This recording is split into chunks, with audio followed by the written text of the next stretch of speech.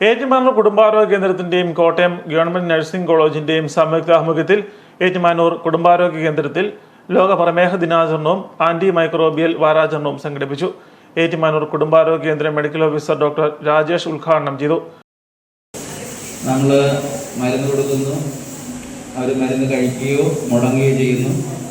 വീണ്ടും അടുത്ത പ്രാവശ്യം 1 മാസം കഴിഞ്ഞ് മരുന്നിൽ വരുന്നു. ആ രീതിയിൽ കണ്ടുവരുന്നത്. അപ്പോൾ ഇത് വരാതിരിക്കാൻ എന്തൊക്കെ ചെയ്യണം? എക്സസൈസ് ചെയ്യണം, ആഹാരത്തിൽ ഉപ്പൊക്കെ കുറയ്ക്കണം, അല്ലെങ്കിൽ കൊളസ്ട്രോൾ അടങ്ങിയ ആഹാരങ്ങൾ കുറയ്ക്കണം, മധുരം കുറയ്ക്കണം.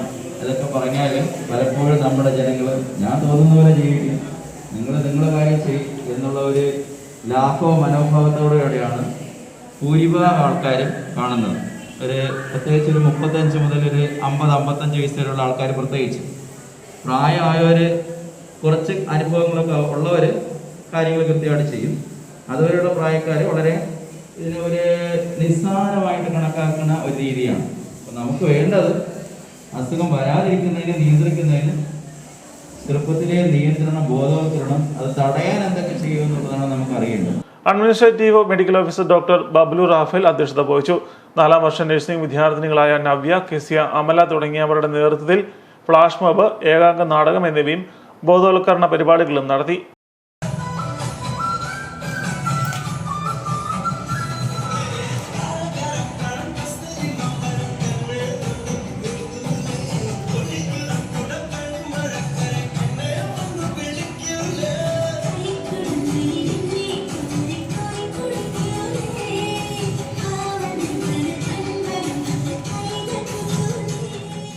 BSc നഴ്സിംഗ് വിദ്യാർത്ഥിനികൾ അവതരിപ്പിച്ച പരിപാടിയിൽ കുടുംബാരോഗ്യ കേന്ദ്രം doctor Rahul, doctor Shyam, doctor Lisha Paul, health inspector മറൈൻ Bindu, junior health inspector PG Srinivasan, RBS nurse Dileep, nursing ഓഫീസർമാർ, ഫാർമസിസ്റ്റ് അരവിന്ദ്, MSc നഴ്സിംഗ് വിദ്യാർത്ഥിനികൾ തുടങ്ങിയവർ പങ്കെടുത്തു.